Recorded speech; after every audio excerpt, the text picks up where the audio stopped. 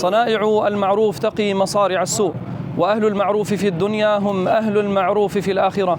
يقول النبي صلى الله عليه وسلم: أحب الناس إلى الله تعالى أنفعهم للناس.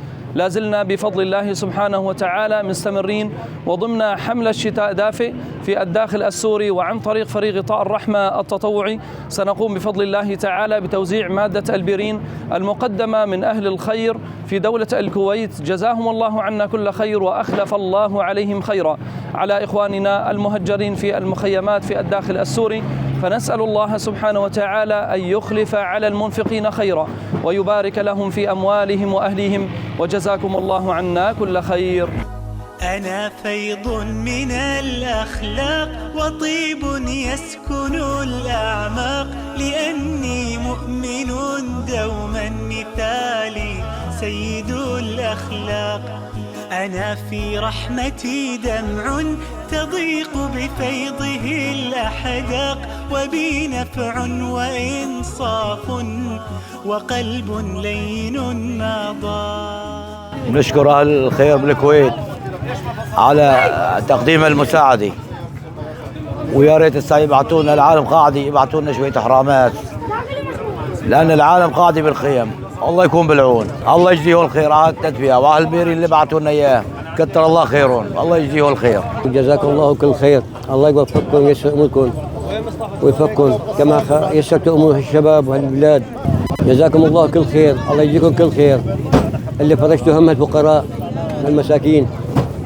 بارك الله بكم. دبيتونا بالشتاء، الله يخليكم ويخلي اولادكم. هو الإيمان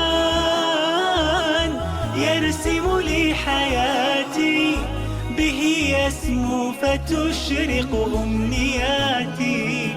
أنا كالغيث تعشقني دروبي، صفات الغيث تشبهها صفاتي. السلام عليكم.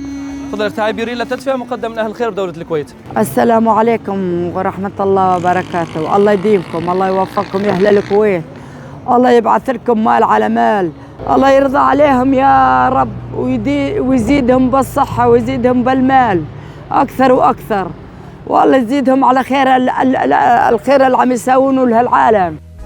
وبانت في سماواتي جمال ونبل غاياتي، إذا قدمت معروفا لغيري أورقت ذاتي. السلام عليكم. تفضل أخي عايبيرين للتدفئة مقدم من أهل الخير بدولة الكويت. الله يجزيهم الخير ويبارك فيهم. الأوضاع عنا صعبة كثير بالنسبة للتدفئة وبالنسبة لكل شيء، يعني الأوضاع صعبة، وبنتمنى من أهل الكويت إنه ما ينسونا من فضلهم وخيرهم، وجزاهم الله كل خير.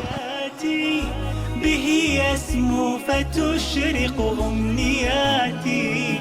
أنا كالغيث تعشقني دروبي، صفات الغيث تشبهها صفاتي.